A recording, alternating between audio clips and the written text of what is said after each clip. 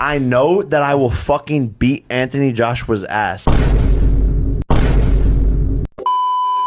They said, fight a real boxer. They said, fight someone your size. They said, fight a world champion. We looked at a long list of supposed fighters for me to fight. لما يوتيوبر يتحدى بطل عالمي تبقى دي قمة العبث وعصر جديد في الرياضة بيبدأ.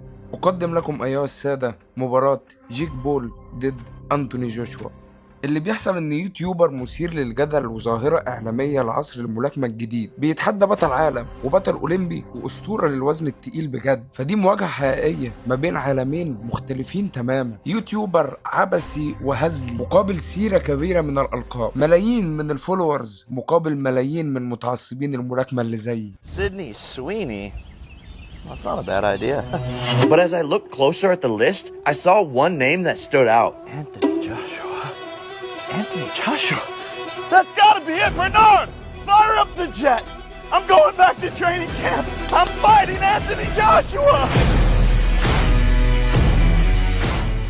جيك بول الفائد قلبه جابه لدرجة انه يتحدى انتوني جوشوا علنا كده، ولكن هل الدعاية والهلس والهزار بتاع جيك بول هتنفع قدام واحد بحجم وخبرة واحد زي جوشوا؟ روق بقى معايا كده وركز عشان النهاردة هجيب لك الناحية بتاعت الموضوع ده كله ومن كل الزوايا، وما تنساش تحط اللايك وتدعمني عشان الفترة اللي فاتت دي حاسس ان انا شغلي كله بيضيع في الهوا. جاهز؟ يلا بينا.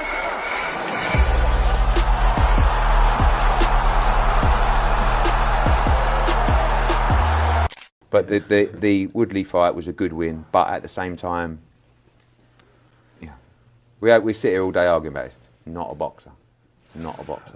صدمة كبيرة يا والقلب كان دي جاب حيرة قلبي كان دي جاب حيرة العمر. بعد ما تم التنمر عليه والاستهزاء من قبل المروجين التقليديين، جيك بول قام مفجرها وقال لك والله لا اتحدى ملاكم حقيقي وبجد، وراح على اسم كبير ومعشوق الجماهير، وفعلا كان هيواجهه وهو جيرفونتا ديفيز. وبصراحه كان في ناس كتير متحمسين للموضوع ده، حتى جيك بول نفسه كان متحمس جدا. Do you want to knock Tank out, and is it a little bit about making up for maybe not doing that against Tyson?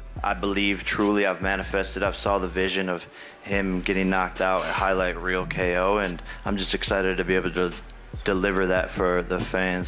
Do you want to knock Tank out, and is it a little bit about making up for maybe not doing that against Tyson? I believe truly I've manifested. I've saw the vision of him getting knocked out at Highlight Reel KO, and I'm just excited to be able to deliver that for the fans. الكل كان متحمس وكان نفسه يشوف النزال ده، نزال ما بين يوتيوبر وملاكم اسطوري حقيقي، نجم الباوند فور باوند. الوزن والحجم طبعا لصالح جيك بول، مقابل واحد طوله متر ونص بس بيطلع صواريخ من ايده. I'm for sure though that he decent and he gonna hold up for a couple rounds, but once it get hot in there, how things play out. فرق الحجم ما بينهم كان بشع، واكيد كان بيصب في مصلحه جيك بول، والنزال المفروض ان هو كان هيتحسب عادي في السجل بتاع البروفيشنال، لكن ديفيز ما وافقش على الموضوع ده، وبعد كده كالعاده تانك دخل في مشاكل قانونيه، وعشان كده النزال اتلغى. طبعا الموضوع كان ضخم جدا وتروج له واتدفع له فلوس كتير قوي، وعلى الفور نتفليكس كانت لازم تشوف بديل لتانك عشان ما يبقاش موت وخراب ديار. وعندنا عمه انتوني جوشوا بقى قاعد فاضي ما بيعملش حاجه ومستني يمكن يلعب مباراه في 2026 لحد ما جات له الفرصه دي على الطبطاب. I don't know how good he is because he hasn't really faced a real fighter yet. It's not his fault. He signed to fight Tommy Fury. A five-time world champion in Tyron Woodley is a real fighter. Mate, he's not a real boxer. He's not, Jake. Well, I mean, the first skill in MMA is boxing. He won the UFC championship with a right hand.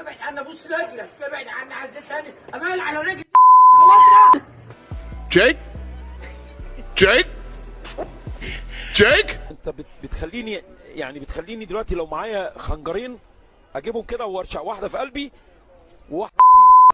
جيك دايما بيتهاجم لانه بيختار خصوم مريحين بالنسبه له، سواء كان في الحجم او في السن او في الاسلوب. في كل نزال تقريبا جيك بيكون عنده ميزه ضخمه وهي اللي بتميزه عن منافسيه، ولكن مع جوشوا جيك لاول مره بياخد مخاطره حقيقيه. والسؤال هنا بقى، النزال ده معمول علشان مين؟ والإجابة هنا بسيطة، منصة نتفليكس داخلة بشكل عدواني في سوق بث الرياضة، وبعد النجاح المجنون لمباراة جيك بول ضد مايك تايسون، نتفليكس كانت محتاجة حدث جديد يضمن انه يكسر الانترنت برضه زي المرة اللي فاتت. نتفليكس هنا بتلعب على الجمهورين، جمهور أنتوني جوشوا بتاع الملاكمة المتعصب وجمهور اليوتيوب المتمثل في جيك بول اللي برضه كبير جدا. See that tonight?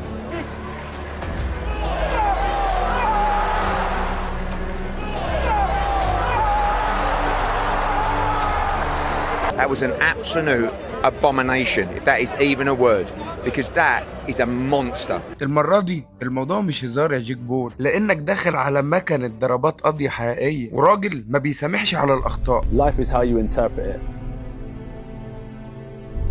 Mike Tyson, Muhammad Ali, Jack Johnson, they're like the flag bearers for the interpretation of boxing. But how I interpret boxing is more discipline, dedication. That's what I get from the game right now.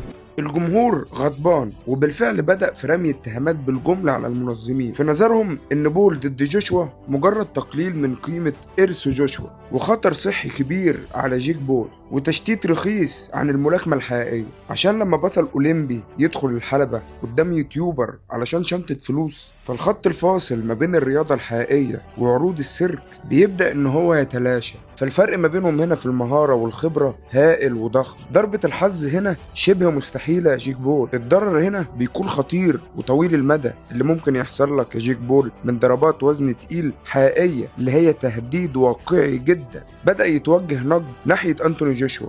ولكن لو جيت تبص للموضوع من نقطة أعمق شوية في تفاصيل مثيرة بتظهر. A year or two ago you might have thought that's a mismatch, but now I think a lot of people are split on this. You know, you have Joshua the favourite, but Dubois is in great form and big baby. Every baby has a daddy, and I'm gonna beat you like I'm your daddy. كلنا فاكرين المواجهة البريطانية الأسطورية دي، اتنين من أكبر نجوم الملاكمة في المملكة المتحدة. التوتر والدراما والتحضير المجنون. What's the swing go? Let's go now. Sharp, relax. Relax.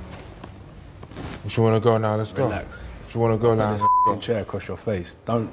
Don't disrespect. No, you can't intimidate me. Don't disrespect. You can't intimidate me. Don't disrespect. You can't intimidate me. Daniel, don't disrespect. Who do you think you are? Daniel, don't disrespect me. Can't put this chair on your face. No, don't disrespect me on my life. No, it's okay. I want this little boy. Don't disrespect me, bro. وبعد اللي انت شفته ده كانت النتيجة هي الضربة القاضية بتاعت السنة.